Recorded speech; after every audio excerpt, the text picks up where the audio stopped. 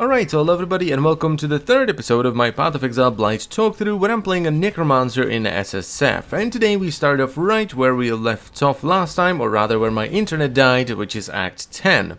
Now Act 10, for me at least, is usually very uneventful and goes by incredibly fast. So the only notable things that happened in Act 10 were this helmet drop. This was probably the best thing that I've got so far. It has high dexterity, which is awesome because I'm constantly low on dexterity. It has really good res, it has Fist taken as lightning, which is awesome, and it already had mana, which is good for mind over matter, and an open prefix so I can craft on life. I also dropped this belt, which was quite nice as well. And that's pretty much it for Act 10, so I killed Valenta as well as Avarius, and then before I killed Kitava, I went and did lab. Now the reason you generally want to do lab before Kitava is because once you kill Kitava and you go into maps, you lose a bunch of resistances, so it's much better to do lab now while your resistances are still usually high. And the point I decided to go for is Bone Barrier, not necessarily for the bone armor since I already have another guard skill in the form of Immortal Call on cast and damage taken, but mainly because of the elemental resistances, which are gonna make gearing in SSF much nicer. And all that was left to do was Kitava, so I went over there, let my minion slap him for a little bit, and off to maps I went. Now at first I only did the first map that Zana gives you, where I'd also found my first breach, which was just awesome. I love breaches. Breaches are just great. Even after many years I still enjoy doing breaches in maps, and running breach stones, I could just run them back to back all day.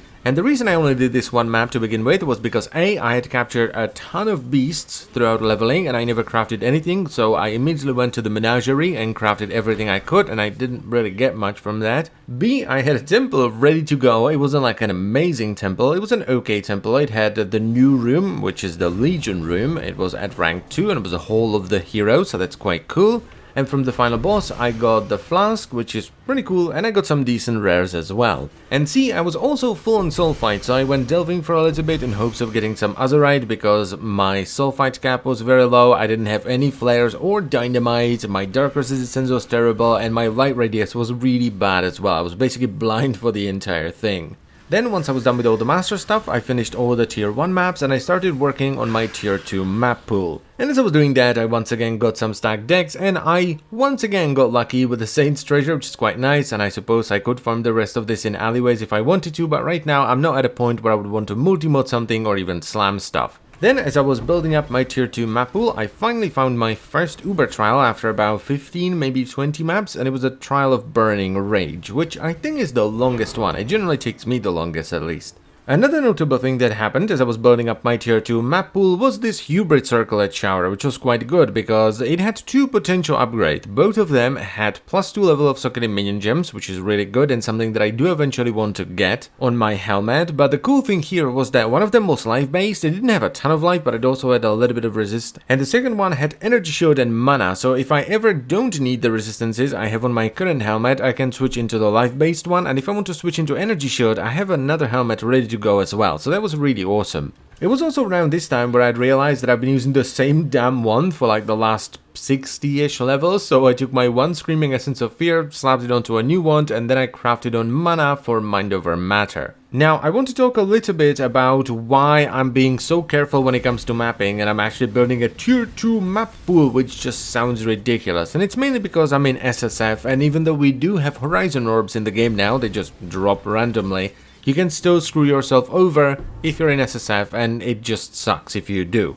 It's all because of how map drops work. So when you're doing a map, you can only drop maps that are adjacent to the maps you're doing, or the maps you had finished already. So, if I were to finish all my tier 1 maps and I ran the first tier 2 map that I got, regardless of which tier 1 map I would be doing, I would still have a chance to drop the tier 2 map that I already did, whereas if I don't do it, I will only get the tier 2 maps that are adjacent to the map I'm currently doing. It sounds complicated, but it's very simple actually. So let's just say alleyways are adjacent to Jungle Valley, which you see me doing right now. So if I need alleyways, I just run Jungle Valley until I get alleyways. But if I were to finish the cage map first, which is a tier 2 map that's not adjacent to Jungle Valley, it would dilute the pool and make it harder to get alleyways because I would also be getting cage even though it's not adjacent. Now, it's not as big of a deal as it used to be because Zana missions also count. You can trade 3 for 1 for every map now, I think, and we also have Horizon Orbs. But I still prefer doing it this way because it's just a neat way to finish the Atlas. And most importantly, I'm playing like my kind of character, right? Horde mode Minionmancer is my jam in ARPG, so I can easily sit in the same map for hours and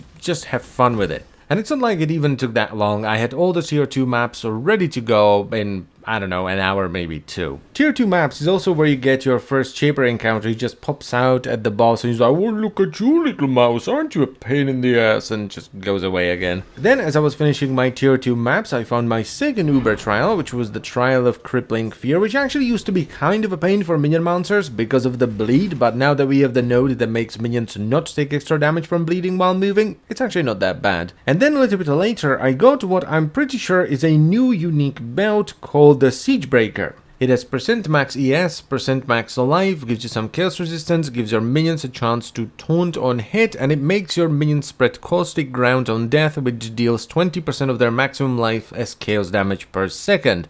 This, I'm pretty sure, is one of the old Necromancer nodes, but a belt. And I could actually do a decent build around this, I think. I could just take Raging Spirits, put on Infernal Legion so that they constantly burn. I could combo it with Minion Instability, which makes them explode when they reach low life, and once they do explode, they do damage from the Minion Instability, but also spread caustic ground because of the belt. This was also the map where I found my first proper Legion monolith, which are just great. I love the Legion mechanic. It's just fun. And it didn't take that long to finish all the tier 2 maps, and I started working on the tier 3 map pool. It was also around this time where I'd realized that I wasn't actually leveling an Animate Guardian gem, which is something that I definitely wanted to add a little bit later, so I recolored my Boots of Valor and put in Wraith Spectre, Animate Guardian, Blood Magic for the Spectres, and then Meat Shield for the defense. And I also finally decided to drop Frostblade because it was just not doing it for me anymore, and I picked up Flame Dash.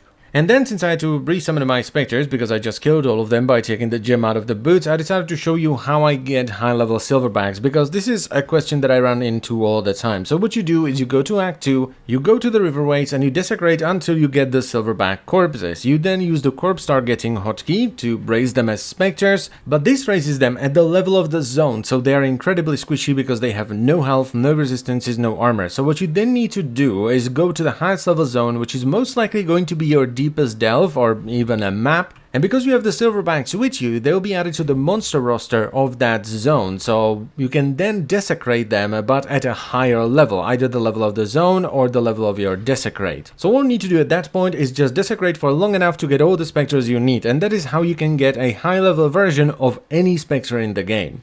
Then a little bit later, I ran into my first Harbinger, which was actually guaranteed because it was a master mission from Zana. And then as I was just mapping and mapping and mapping, I got my Animate Guardian gem to a high enough level to where I felt comfortable summoning it so that it doesn't die instantly. So I got some basic gear as well as Victario's Flight, which is the pair of boots you actually want to use on a Guardian. Now, you can actually just have the Guardian be a pair of boots that runs around and buffs your and your minions' movement speed, but I decided to give him some extra random gear with high life so that he's a little bit beefier.